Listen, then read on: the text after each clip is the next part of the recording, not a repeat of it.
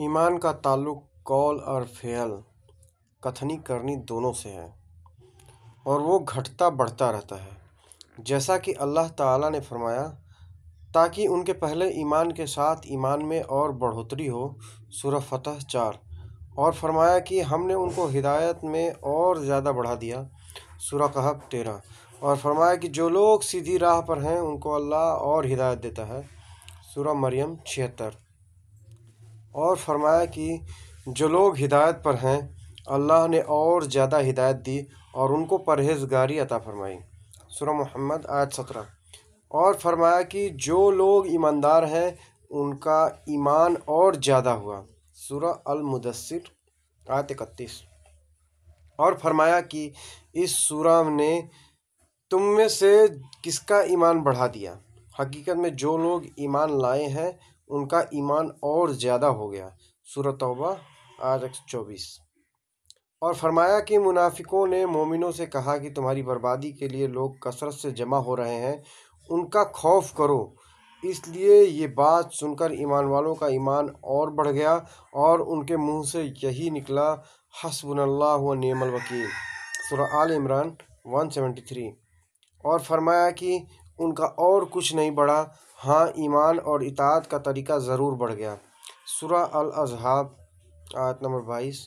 اور حدیث میں وارد ہوا کہ اللہ کی راہ میں محبت رکھنا اور اللہ ہی کے لیے کسی سے دشمنی کرنا ایمان میں داخل ہے۔ ابو داؤد عن ابی امامہ۔ اور خلیفہ عمر بن عبد العزیز رحمۃ اللہ علیہ نے عدی بن عدی کو لکھا تھا کہ ایمان کے اندر کتنے ہی فرائض اور عقائد ہیں اور حدیں ہیں اور مستحب اور مسنون باتیں ہیں جو سب ایمان میں داخل ہیں۔ اس لیے جو ان سب کو پورا کرے اس نے اپنا ایمان پورا کر لیا، اور جو پورے طور پر ان کا لحاظ رکھے نہ ان کو پورا کرے اس نے اپنا ایمان پورا نہیں کیا۔ اس لیے اگر میں زندہ رہا تو ان سب کی تفصیلی معلومات تم کو بتاؤں گا تاکہ تم ان پر عمل کرو، اور اگر میں مر ہی گیا تو مجھ کو تمہاری صحبت میں زندہ رکھنے کی خواہش بھی نہیں۔ اور ابراہیم علیہ السلام کا قول قرآن مجید میں وارد ہوا ہے کہ لیکن میں چاہتا ہوں کہ میرے دل کو تسلی ہو جائے۔ اور معاذ رضی اللہ تعالی عنہ نے ایک بار ایک صحابی اسود بن بلال نامی سے کہا تھا کہ ہمارے پاس بیٹھو تاکہ ایک گھڑی ہم ایمان کی باتیں کر لیں، اور عبداللہ بن مسعود رضی اللہ تعالی عنہ نے فرمایا تھا کہ یقین پورا ایمان ہے اور صبر آدھا ایمان ہے۔ طبرانی۔ اور عبداللہ بن عمر رضی اللہ تعالی عنہ کا قول ہے کہ بندہ تقویٰ کی اصل حقیقت کو نہیں پہنچ سکتا جب تک کہ جو بات دل میں کھٹکتی ہو اسے بالکل چھوڑ نہ دے۔ اور مجاہد رحمۃ اللہ علیہ نے آیت کریمہ شرع لکم من الدین کی تفسیر میں فرمایا کہ اس نے تمہارے لیے دین کا وہی راستہ ٹھہرایا جو نوح علیہ السلام کے لیے ٹھہرایا تھا۔ اس کا مطلب یہ ہے کہ اے محمد صلی اللہ تعالیٰ علیہ وسلم، ہم نے تم کو اور نوح کو ایک ہی دین کے لیے وصیت کی ہے۔ اور عبداللہ بن عباس رضی اللہ تعالیٰ عنہ نے آیت کریمہ شریعہ و منہاجہ کے متعلق فرمایا کہ اس سے سبیل سیدھا راستہ اور سنت نیک طریقہ مراد ہے۔ اور سورہ فرقان کی آیت میں لفظ دعوکم کے بارے میں فرمایا کہ ایمانکم، اس سے تمہارا ایمان مراد ہے۔ رسول اللہ صلی اللہ علیہ وسلم نے فرمایا اسلام کی بنیاد 5 چیزوں پر قائم کی گئی ہے۔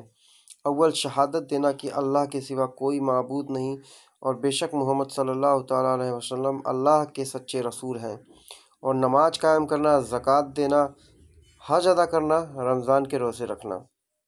اور اللہ پاک کے اس فرمان کی تصریح کی نیکی یہی نہیں ہے کہ تم نماز میں اپنا منہ پورب یا پشچم کی طرف کر لو، بلکہ اصلی نیکی تو اس انسان کی ہے جو اللہ کی ذات اور صفات پر یقین رکھے اور قیامت کو حق مانے اور فرشتوں کے وجود پر ایمان لائے اور آسمان سے نازل ہونے والی کتاب کو سچا تسلیم کرے، اور جس قدر نبی رسول دنیا میں تشریف لائے ان سب کو سچا تسلیم کرے، اور وہ شخص مال دیتا ہو اللہ کی محبت میں اپنے ضرورت مند رشتہ داروں اور نادار یتیموں کو، اور دوسرے محتاج لوگوں کو اور تنگ حال مسافروں کو اور لاچاری میں سوال کرنے والوں کو اور قیدی اور غلاموں کی گردن چھڑانے میں اور نماز کی پابندی کرتا ہو اور زکوٰۃ ادا کرتا ہو اور اپنے وعدوں کو پورا کرنے والے جب وہ کسی بات کی بابت وعدہ کریں، اور وہ لوگ جو صبر اور شکر کرنے والے ہیں تنگ دستی میں اور بیماری میں اور لڑائی میں،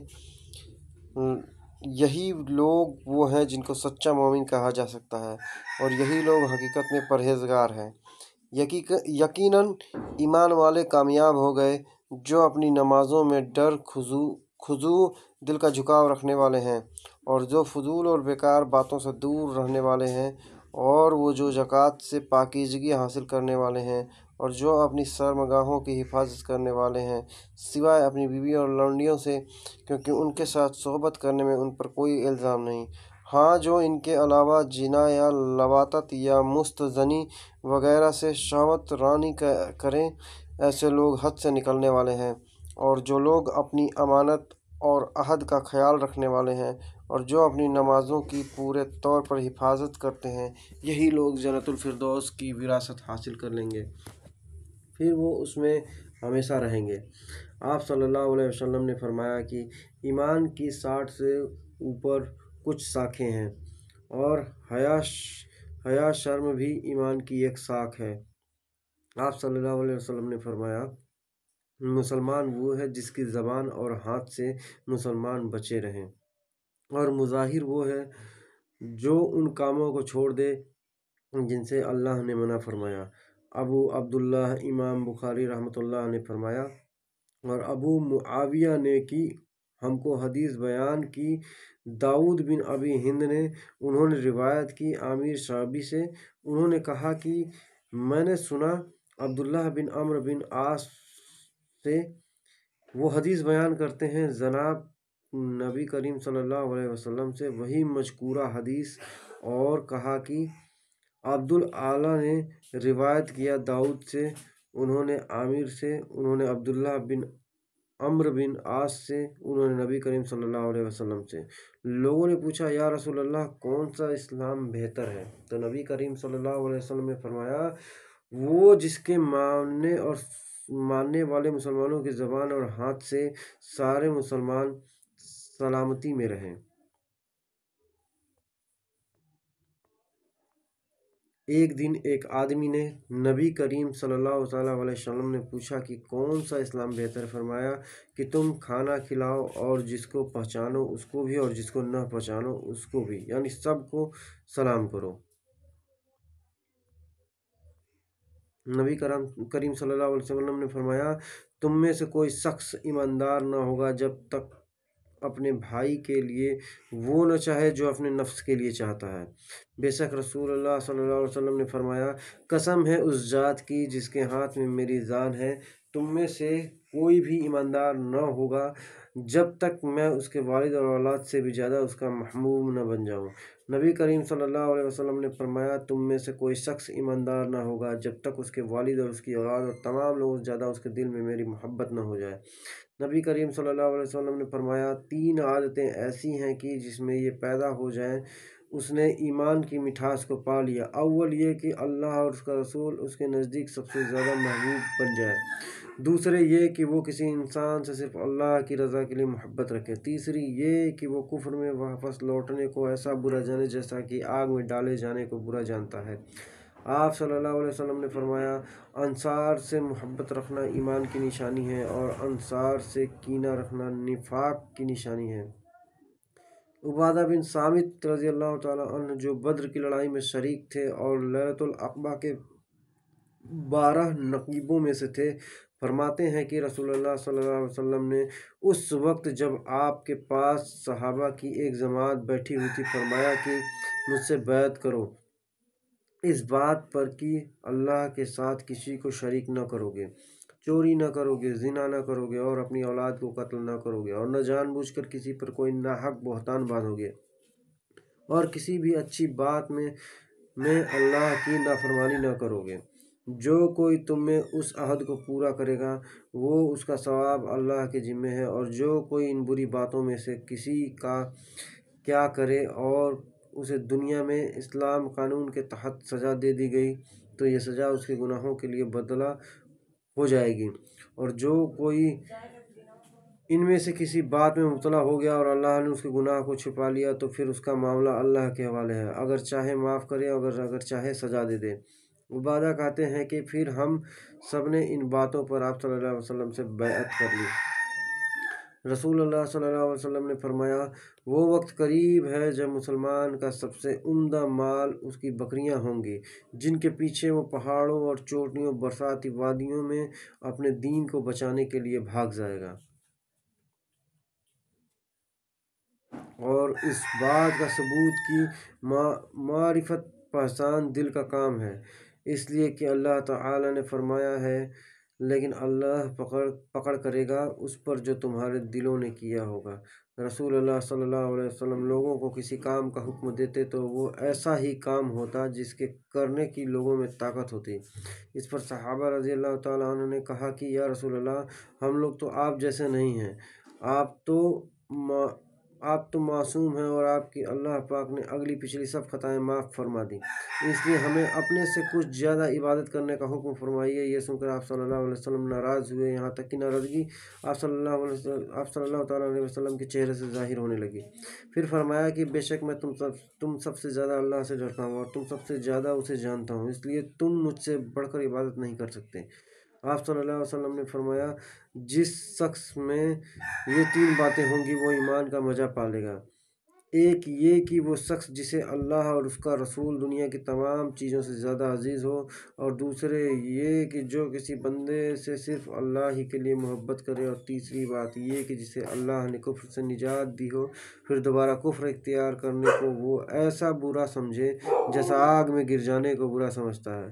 آپ صلی اللہ علیہ وسلم نے فرمایا، جب جنتی جنت میں اور دوزخی دوزخ میں داخل ہو جائیں گے، اللہ پاک فرمائے، جس کے دل میں رائی کے دانے کے برابر بھی ایمان ہو اس کو بھی دوزخ سے نکال لو۔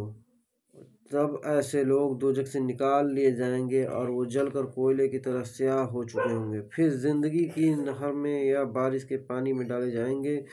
یہاں راوی کو شک ہو گیا کہ اوپر کے راوی نے کون سا لفظ استعمال کیا۔ اس وقت وہ دانے کی طرح اگ آئیں گے جس طرح ندی کے کنارے دانے اگاتے ہیں۔ کیا تم نے نہیں دیکھا کہ دانہ زردی مائل پیج در پیج نکلتا ہے؟ وہیب نے کہا کہ ہم سے عمر نے حیا کی بجائے حیا اور خردل کے بجائے من ایمان کی بجائے خردل من خیر کا لفظ بیان کیا۔ رسول اللہ صلی اللہ علیہ وسلم نے فرمایا کہ میں ایک وقت سو رہا تھا، میں نے خواب میں دیکھا کہ لوگ میرے سامنے پیش کیے جا رہے ہیں اور وہ کرتے پہنے ہوئے ہیں، کسی کا کرتا سینے تک ہے اور کسی کا اس سے نیچا ہے۔ پھر میرے سامنے عمر بن خطاب لائے گئے، ان کے بدن پر جو کرتا تھا اس سے وہ گھسیٹ رہے تھے، یعنی ان کا کرتا زمین تک نیچا تھا۔ صحابہ نے پوچھا کہ یا رسول اللہ صلی اللہ علیہ وسلم، آپ اس کی کیا تعبیر ہے؟ آپ صلی اللہ علیہ وسلم نے فرمایا کہ اس سے دین مراد ہے۔ ایک بار رسول اللہ صلی اللہ علیہ وسلم ایک انصاری شخص کے پاس سے گزرے، اس حال میں کہ وہ اپنے ایک بھائی سے کہہ رہے تھے کہ تم اتنی شرم کیوں کرتے ہو؟ آپ صلی اللہ علیہ وسلم نے اس انصاری سے فرمایا کہ اس کو اس کے حال پر رہنے دو، کیونکہ حیا بھی ایمان کا ہی ایک حصہ ہے۔ رسول اللہ صلی اللہ علیہ وسلم نے فرمایا، مجھے اللہ کی طرف سے حکم دیا گیا ہے کہ لوگوں سے جنگ کروں اس وقت تک کہ وہ اس بات کا اقرار کر لیں کہ اللہ کے سوا کوئی معبود نہیں ہے، اور یہ کہ محمد صلی اللہ علیہ وسلم اللہ کے سچے رسول ہیں، اور نماز ادا کرنے لگیں اور زکوٰۃ دیں۔ جس وقت وہ یہ کرنے لگیں گے تو مجھ سے اپنے جان اور مال کو محفوظ کر لیں گے سوائے اسلام کے حق کے۔ رہا ان کے دل کا حال تو ان کا حساب اللہ کے ذمہ ہے، اور اللہ تعالیٰ کا ارشاد ہے، یہ جنت ہے اپنے عمل کے بدلے میں تم جس کے مالک ہوئے ہو۔ اور بہت سے اہل علم کی تفسیر میں کہتے ہیں، فَوَرَبِّكَ لَنَسْأَلَنَّهُمْ أَجْمَعِينَ عَمَّا كَانُوا يَعْمَلُونَ۔ حضرات ارشاد باری تعالیٰ کہنا ہے، اور اللہ تعالیٰ نے فرمایا ہے کہ لا الہ الا اللہ ہے کہ یہاں عمل سے مراد عمل کرنے والوں کو اسی جیسا عمل کرنا چاہیے۔ رسول اللہ صلی اللہ علیہ وسلم سے پوچھا گیا کہ کون سا عمل سب سے بہتر ہے؟ آپ صلی اللہ علیہ وسلم نے فرمایا اللہ اور اس کے رسول پر ایمان لانا۔ کہا گیا اس کے بعد کون سا؟ آپ صلی اللہ علیہ وسلم نے فرمایا کہ اللہ کی راہ میں جہاد کرنا۔ کہا گیا پھر کیا ہے؟ آپ صلی اللہ علیہ وسلم فرمایا حج مبرور۔ جیسا کہ ارشاد باری تعالی ہے، جب دیہاتیوں نے کہا کہ ہم ایمان لے آئے، آپ کہہ دیجئے کہ تم ایمان نہیں لائے بلکہ یہ کہو کہ ظاہر طور پر مسلمان ہو گئے، لیکن اگر ایمان حقیقت میں حاصل ہو تو وہ اللہ تبارک و تعالیٰ کے ارشاد بے شک دین اللہ کے نزدیک صرف اسلام ہی ہے کے برابر ہے۔ آیت کے لفظ ایمان اور اسلام ایک ہی معنی میں استعمال کیا گیا ہے۔ رسول اللہ صلی اللہ علیہ وسلم نے کچھ لوگوں کو کچھ عطیہ دیا اور سعد وہاں موجود تھے۔ وہ کہتے ہیں کہ رسول اللہ صلی اللہ علیہ وسلم نے ان میں سے ایک شخص کو کچھ نہ دیا، حالانکہ وہ ان میں مجھے سب سے زیادہ پسند تھا۔ میں نے کہا یا رسول اللہ، آپ نے فلاں کو کچھ نہ دیا حالانکہ میں اسے مومن گمان کرتا ہوں۔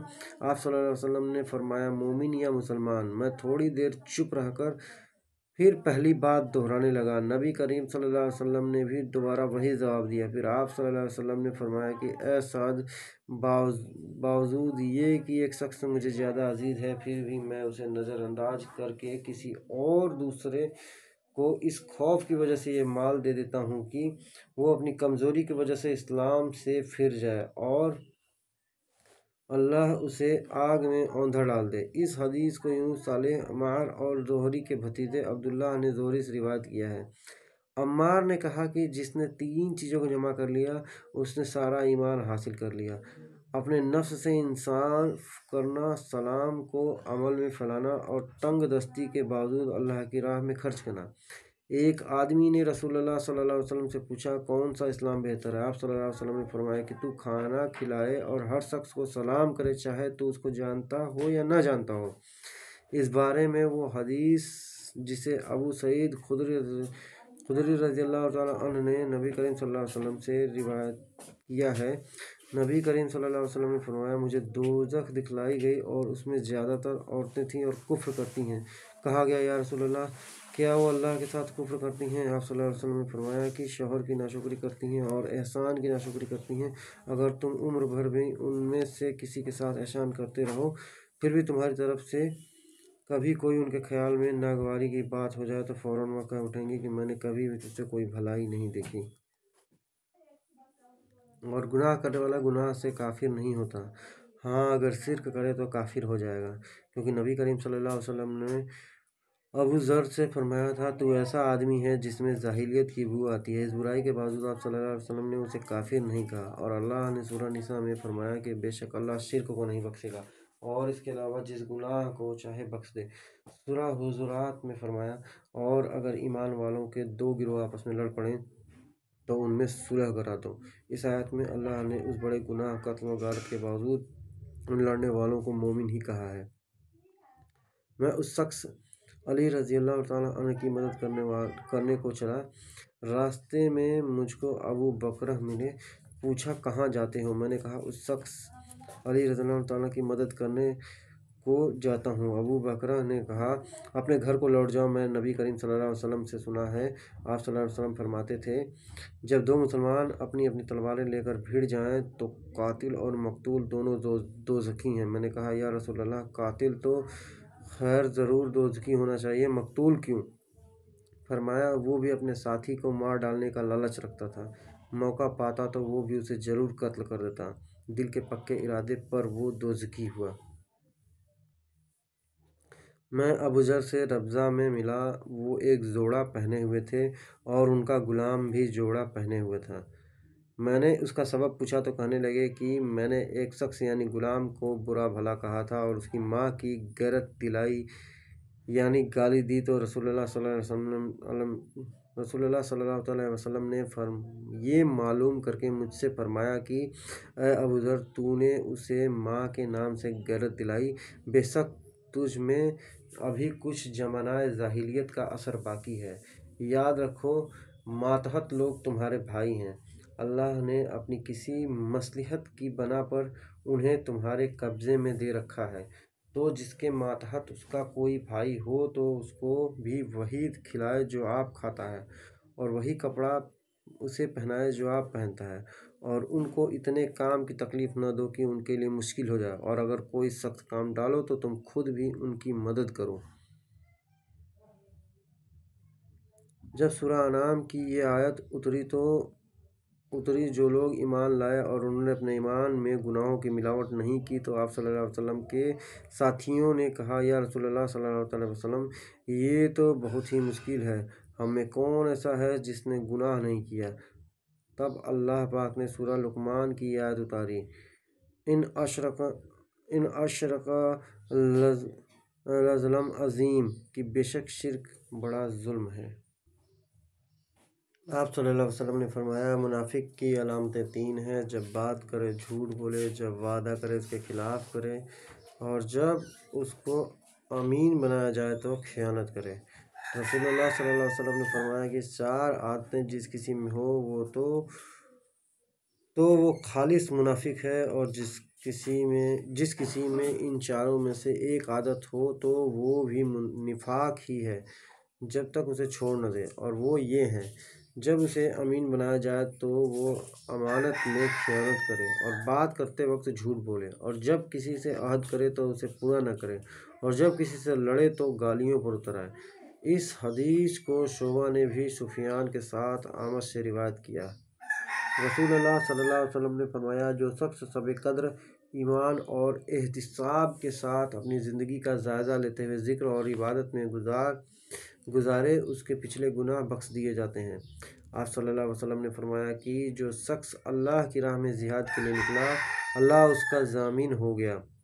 اللہ تعالیٰ فرماتے ہیں، اس کو میری ذات پر یقین اور میرے پیغمبروں کی تصدیق نے اس سرفروشی کے لیے گھر سے نکلا ہے، میں اس بات کا ضامن ہوں کہ یا تو اس کو واپس کر دوں ثواب اور مال غنیمت کے ساتھ، یا شہید ہونے کے بعد جنت میں داخل کر دوں۔ رسول اللہ صلی اللہ علیہ وسلم نے فرمایا، میں اگر اپنی امت پر اس کام کو دشوار نہ سمجھتا تو لشکر کا ساتھ نہ چھوڑتا، اور میری خواہش ہے کہ اللہ کی راہ میں مارا جاؤں، پھر زندہ کیا جاؤں، پھر مارا جاؤں، پھر زندہ کیا جاؤں، پھر مارا جاؤں۔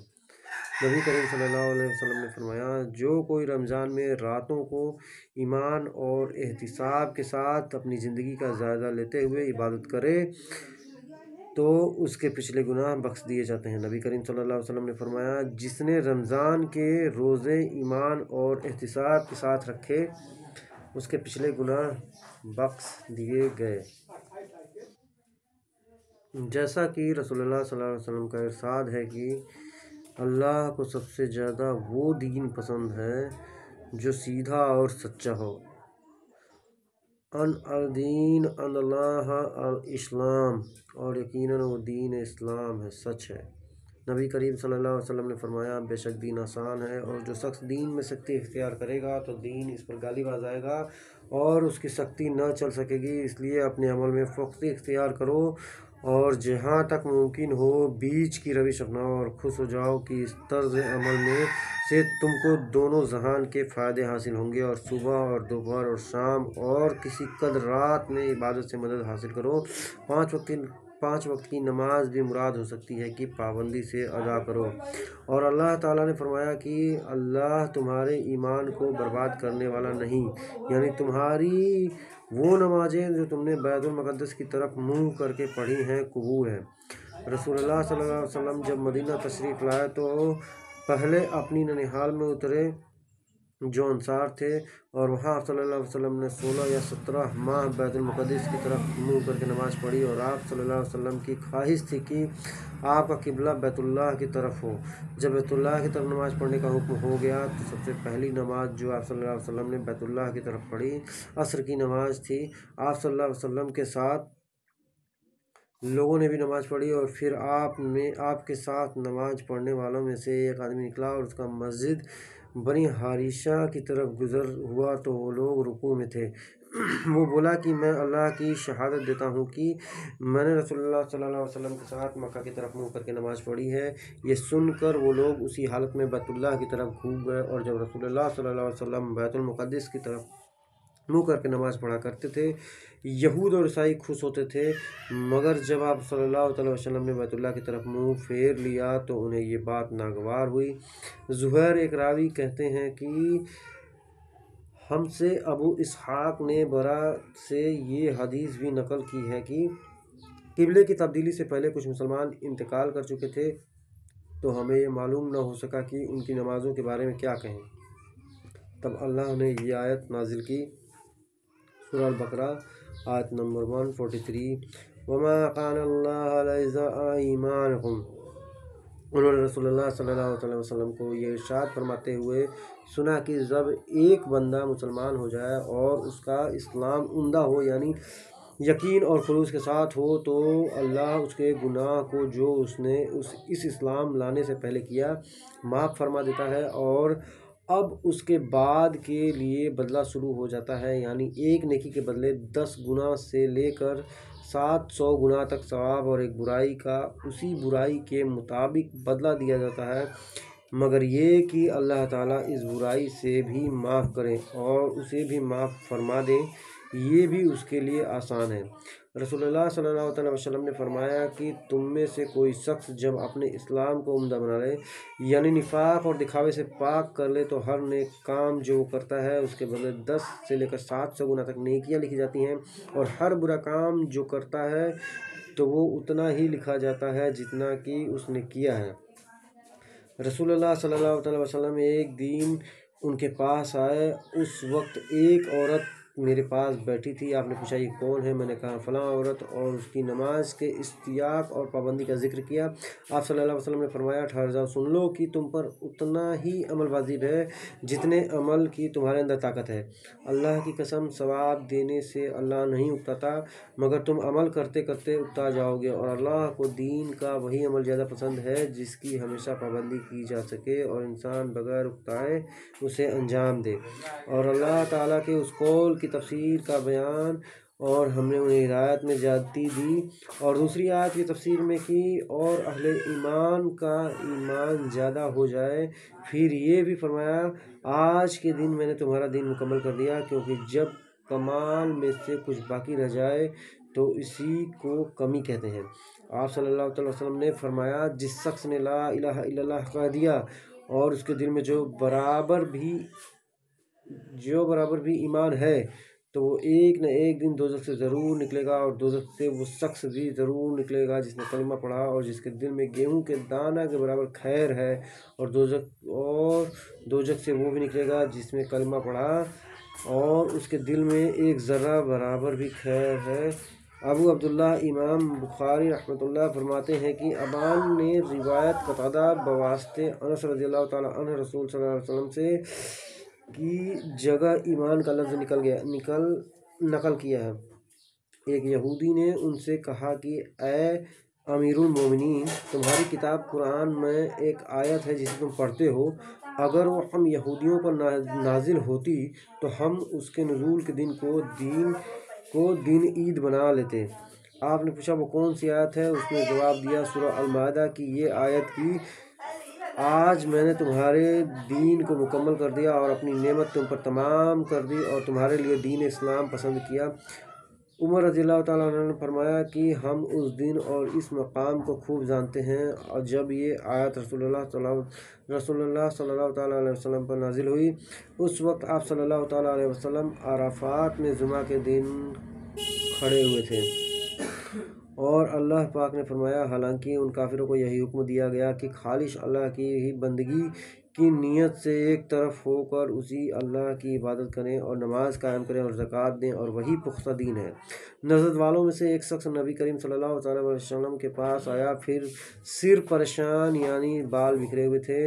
हम उसकी आवाज़ की भिनभिनाहट सुन सकते थे और हम समझ नहीं पा रहे थे कि वो क्या कह रहा है, यहाँ तक कि वो नज़दीक आ पहुँचा। जब मालूम हुआ कि वो इस्लाम के बारे में पूछ रहा है, नबी करीम सल्लल्लाहु अलैहि वसल्लम ने फरमाया कि इस्लाम दिन रात में 5 नमाज़ें पढ़ना है। उसने कहा, बस इसके सिवा तो कोई और नमाज मुझ पर नहीं। आप सल्लल्लाहु अलैहि वसल्लम फरमाया, नहीं, मगर तू नफल पढ़े तो और बात है। نبی کریم صلی اللہ تعالیٰ علیہ وسلم نے فرمایا اور رمضان کے روزے رکھنا۔ اس نے کہا اور تو کوئی روزہ مجھ پر نہیں؟ آپ صلی اللہ علیہ وسلم نے فرمایا نہیں، مگر تم نفل روزے رکھے تو اور بات ہے۔ طلحہ نے کہا کہ اور نبی کریم صلی اللہ علیہ وسلم نے اس سے زکوٰۃ کا بیان کیا۔ وہ کہنے لگا کہ بس اور کوئی صدقہ مجھ پر نہیں ہے؟ آپ صلی اللہ علیہ وسلم نے فرمایا نہیں، مگر یہ کہ تو نفل صدقہ دے اور وہ بات ہے۔ راوی نے کہا پھر وہ شخص پیٹھ موڑ کر چلا گیا، اس طرح کہتا جاتا تھا قسم اللہ کی کہ میں نہ اس سے بڑھاؤں گا نہ گھٹاؤں گا۔ نبی کریم صلی اللہ علیہ وسلم نے فرمایا اگر یہ سچا ہے تو اپنی مراد کو پہنچ گیا۔ نبی کریم صلی اللہ علیہ وسلم نے فرمایا جو کوئی ایمان اور احتساب کے ساتھ اپنی زندگی کا جائزہ لیتے ہوئے کسی مسلمان کے جنازے کے ساتھ جائے اور نماز اور دفن سے فارغ ہونے تک اس کے ساتھ رہے تو وہ 2 قرات ثواب لے کر لوٹے گا۔ ہر قرات اتنا بڑا ہوگا جیسے احد کا پہاڑ، اور جو شخص جنازے پر نماز پڑھ کر دفن سے پہلے لوٹ جائے تو وہ 1 قرات ثواب لے کر لوٹے گا۔ روح کے ساتھ اس حدیث کو عثمان معظم نے بھی روایت کیا ہے۔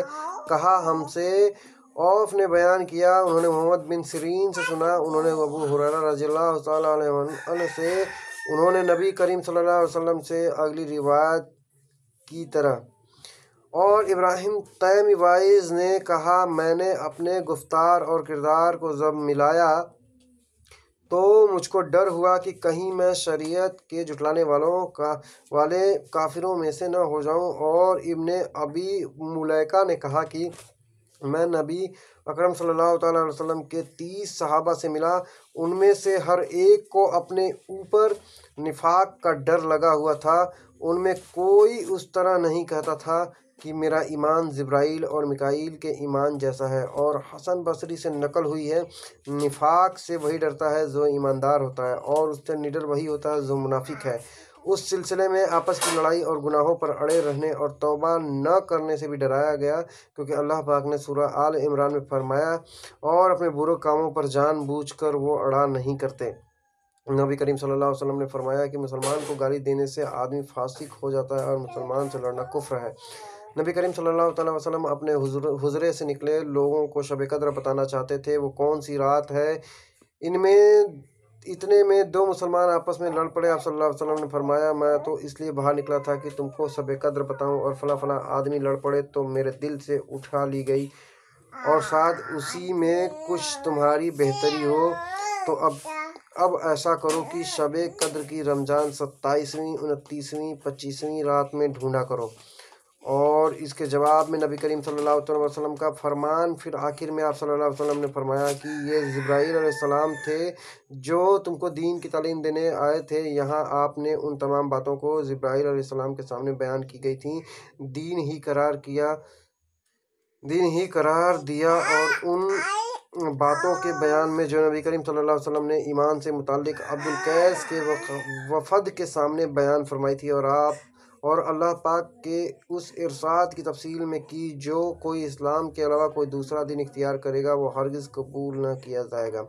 ایک دن نبی کریم صلی اللہ علیہ وسلم نے لوگوں میں تشریف فرما رہے تھے کہ آپ کے پاس ایک شخص آیا اور پوچھنے لگا کہ ایمان کسے کہتے ہیں؟ آپ صلی اللہ علیہ وسلم نے فرمایا کہ ایمان یہ ہے کہ تم اللہ پاک کے وجود اور اس کی یکتائی پر ایمان لاؤ، اور اس کے فرشتوں کے وجود پر، اور اللہ کی ملاقات کے حق ہونے پر، اور اس کے رسولوں کے حق پر ہونے پر، اور اب مرنے کے بعد دوبارہ اٹھنے پر ایمان لاؤ۔ پھر اس نے پوچھا کہ اسلام کیا ہے؟ آپ صلی اللہ علیہ وسلم نے پھر جواب دیا کہ اسلام یہ ہے کہ تم خالص اللہ کی عبادت کرو اور اس کے ساتھ کسی کو شریک نہ بناؤ، اور نماز قائم کرو، اور زکوٰۃ فرض ادا کرو، اور رمضان کے روزے رکھو۔ پھر اس نے احسان کے متعلق پوچھا۔ آپ صلی اللہ علیہ وسلم نے فرمایا احسان یہ ہے کہ تم اللہ کی عبادت اس طرح کرو مانو تم اسے دیکھ رہے ہو، اگر یہ درجہ نہ حاصل ہو تو پھر یہ تو سمجھو کہ وہ تم کو دیکھ رہا ہے۔ پھر اس نے پوچھا کہ قیامت کب آئے گی؟ آپ صلی اللہ علیہ وسلم نے فرمایا کہ اس کے بارے میں جواب دینے والا پوچھنے والے سے کچھ زیادہ نہیں جانتا، البتہ میں تمہیں اس کی نشانیاں بتا سکتا ہوں،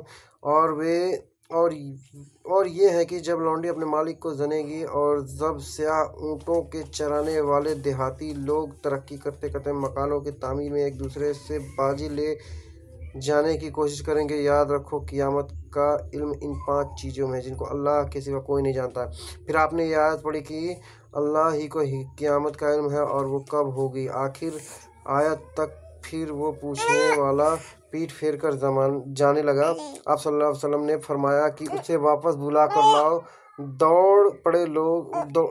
लोग दौड़ पड़े मगर वो कहीं नजर नहीं आया। आप सल्लल्लाहु अलैहि वसल्लम ने फरमाया कि वो जिब्राइल थे जो लोगों को उसका दीन सिखाने आए थे। अबू अब्दुल्ला इमाम बुखारी रहमतुल्लाह अलैह ने फरमाते हैं कि नबी करीम सल्लल्लाहु अलैहि वसल्लम ने इन तमाम बातों को ईमान ही करार दिया है। हिरकल रोम के बादशाह ने उनसे कहा, मैंने तुमसे पूछा था कि इस रसूल के मानने वाले बढ़ रहे हैं या घट रहे हैं। तूने जवाब में बतलाया कि वो बढ़ रहे हैं। ठीक है, ईमान का यही हाल रहता है और यहाँ तक कि वो पूरा हो जाए। और मैंने तुझसे पूछा था कि कोई उसके दीन में आकर फिर उसको बुरा जानकर फिर जाता है। तूने कहा नहीं, और ईमान का यही हाल है। जब उसकी खुशी दिल में समा जाती है तो फिर उसको कोई बुरा नहीं समझ सकता। नबी करीम सल्लल्लाहु अलैहि वसल्लम ने सुना। आप सल्लल्लाहु अलैहि वसल्लम फरमाते थे, हलाल ज़ाहिर है और हराम भी ज़ाहिर है, और इन दोनों के बीच कुछ चीज़ें सुबह की हैं जिनको बहुत लोग नहीं जानते कि हलाल है या हराम। फिर जो कोई सुबह की चीज़ों से भी बच गया उसने अपने दीन और इज़्ज़त को बचा लिया, और जो कोई इन सुबह की चीज़ों में पड़ गया उसकी मिसाल इस चरवाहे की है जो शाही महफूज चरागाह के आसपास अपने जानवरों को चराए। वो करीब है कि कभी इस चरगाह के अंदर घुस जाए और शाही मुजरिम करार पाए। सुन लो, हर बादशाह की एक चरगाह होती है। अल्लाह की चरगाह उसकी ज़मीन पर हराम चीज़ें हैं, इसलिए उनसे बचो। और सुन लो, बदन में एक गोश्त का टुकड़ा है, जब वो सही होगा सारा बदन सही होगा, और जहाँ वो बिगड़ा सारा बदन बिगड़ गया। सुन लो, वो टुकड़ा आदमी का दिल है। मैं अब्दुल्लाह बिन अब्बास रज़ियल्लाहु ताला अन्हु के पास बैठा करता था। वो मुझसे खास अपने तख्त पर बिठाते थे। एक बार कहने लगे कि तुम मेरे पास मुस्तकिल तौर पर रह जाओ, मैं अपने माल में से तुम्हारा हिस्सा मुकर्रर कर दूंगा। तो मैं 2 माह तक उनकी खिदमत करने में रह गया। फिर कहने लगे कि अब्दुल कैस का वफद जब नबी करीम सल्लल्लाहु अलैहि वसल्लम के पास आया तो आपने पूछा कि ये कौन सी कौम के लोग हैं या वे वफद कहाँ हैं। उन्होंने कहा कि रबिया ख़ानदान के लोग हैं। आप सल्लल्लाहु अलैहि वसल्लम ने फरमाया, मरहबा इस कौम को या इस वफद को, न ज़लील होने वाले न शर्मिंदा होने वाले, यानी उनका आना बहुत खूब है। और कहने लगे, ए अल्लाह के रसूल, हम आपकी खिदमत में सिर्फ उन हुर्मत वाले महीनों में आ सकते हैं क्योंकि हमारे और आपके बीच नज़र के काफिलों का कबीला आबाद है। इसलिए आप हमको एक ऐसी कतई बात बता दीजिए जिसकी खबर हम अपने पिछले लोगों को भी कर दें जो यहाँ नहीं आए, और इस पर अमल दरामद करके हम जन्नत में दाखिल हो जाएं। और उन्होंने आपसे अपने बर्तनों के बारे में भी पूछा। आप सल्लल्लाहु अलैहि वसल्लम ने उनको 4 बातों का हुक्म दिया और 4 किस्म के बर्तनों को इस्तेमाल लाने से मना फरमाया। उनको हुक्म दिया कि एक अकेले अल्लाह पर ईमान लाओ। फिर आप सल्लल्लाहु अलैहि वसल्लम ने पूछा कि जानते हो एक अकेले अल्लाह पर ईमान लाने का मतलब क्या है। उन्होंने कहा कि अल्लाह और उसके रसूल ही को मालूम है। आप सल्लल्लाहु अलैहि वसल्लम ने फरमाया कि इस बात की शहादत देना कि अल्लाह के सिवा कोई माबूद नहीं है, और ये कि मोहम्मद सल्लल्लाहु अलैहि वसल्लम उसके सच्चे रसूल हैं, और नमाज कायम करना और ज़कात अदा करना और रमज़ान के रोज़े रखना, माल गनीमत से जो मिले उसका 5वां हिस्सा मुसलमानों के बैतुल माल में दाखिल करना, और 4 बर्तनों के इस्तेमाल से आप सल्लल्लाहु अलैहि वसल्लम ने उनको मना फरमाया। हरा लाखी मर्तमान से और कद्दू के बनाए हुए बर्तन से, लकड़ी के खोदे हुए बर्तन से और रोगनी बर्तन से, और फरमाया कि इन बातों को याद कर लो और उन लोगों को भी बता देना जो तुम पर पीछे हैं और यहाँ नहीं आए हैं। तो अमल में ईमान, वज़ू, नमाज, ज़कात, हज, रोज़ा और सारे अहकाम आ गए। और सूरह बनी इसराइल में अल्लाह ने फरमाया, ए पैगंबर कह दीजिए कि हम कोई अपने तरीका यानी अपनी नीयत पर अमल हर कोई अपने तरीका यानी अपनी नीयत पर अमल करता है, और इसी वजह से आदमी अगर सवाब की नीयत से अल्लाह का हुक्म समझकर अपने घर वालों पर खर्च कर दे तो उसमें भी उसको सदक़े का सवाब मिलता है। और जब मक्का फ़तह हो गया तो नबी करीम सल्लल्लाहु अलैहि वसल्लम ने फरमाया था कि अब हिजरत का सिलसिला ख़त्म हो गया लेकिन जिहाद और नीयत का सिलसिला बाकी है। नबी करीम सल्लल्लाहु अलैहि वसल्लम ने फरमाया, अमल का दारोमदार नीयत پر ہی ہے یا نیت ہی کے مطابق ان کا بدلہ ملتا ہے، اور ہر آدمی کو وہی ملے گا جو نیت کرے گا۔ اس لیے جو کوئی اللہ اور اس کے رسول کی رضا کے لیے ہجرت کرے اس کی ہجرت اللہ اور اس کے رسول کی طرف ہوگی، اور جو کوئی دنیا کمانے کے لیے یا کسی اور سے شادی کرنے کے لیے ہجرت کرے گا تو اس کی ہجرت انہی کے کاموں کے لیے ہوگی۔ حضرت ابو مسعود نے نبی کریم صلی اللہ علیہ وسلم سے روایت کی ہے کہ آپ صلی اللہ علیہ وسلم نے فرمایا، جب آدمی ثواب کی نیت سے اپنے اہل اور خاندان پر خرچ کرے اس لیے وہ بھی اس کے لیے صدقہ ہے۔ نبی کریم صلی اللہ علیہ وسلم نے فرمایا، بے شک تو جو کچھ خرچ کرے اور اس سے میری نیت اللہ کی رضا حاصل کرنی ہو تو نبی کریم صلی اللہ علیہ وسلم نے فرمایا، بے شک تو جو کچھ خرچ کرے اور اس سے تیری نیت اللہ کی رضا حاصل کرنی ہو تو تجھ کو اس کا ثواب ملے گا، یہاں تک کہ اس پر بھی جو تو اپنی بیوی کے منہ میں ڈالے۔ اور اللہ نے سورۃ توبہ میں فرمایا، جب اللہ اور اس کے رسول کی خیر خواہی میں رہیں۔ نبی کریم صلی اللہ علیہ وسلم سے میں نے نماز قائم کرنے اور زکوٰۃ ادا کرنے اور ہر مسلمان کی خیر چاہنے پر بیعت کی۔ جس دن مغیرہ بن شعبہ حاکم کوفہ کا انتقال ہوا تو وہ خطبے کے لیے کھڑے ہوئے اور اللہ کی تعریف اور خوبی بیان کی اور کہا، تم کو اکیلے اللہ کا ڈر رکھنا چاہیے، اس کا کوئی شریک نہیں، اور صبر اور اطمینان سے رہنا چاہیے اس وقت تک کہ کوئی دوسرا حاکم تمہارے اوپر آئے اور وہ ابھی آنے والا ہے۔ پھر فرمایا کہ اپنے مرنے والے حاکم کے لیے دعائے مغفرت کرو کیونکہ وہ مغیرہ بھی معافی کو پسند کرتا ہے۔ پھر کہا کہ اس کے بعد تم کو معلوم ہونا چاہیے کہ میں ایک بار نبی کریم صلی اللہ علیہ وسلم کے پاس آیا اور میں نے کہا کہ میں آپ سے اسلام پر بیعت کرتا ہوں۔ آپ صلی اللہ علیہ وسلم نے مجھ سے ہر مسلمان کی خیر چاہنے کے لیے شرط کی، اس لیے میں نے اس شرط پر آپ سے بیعت کر لی، اس لیے اس مسجد کے رب کی قسم کہ میں تمہارا خیر خواہ ہوں۔ پھر استغفار کیا اور ممبر سے اتر گیا۔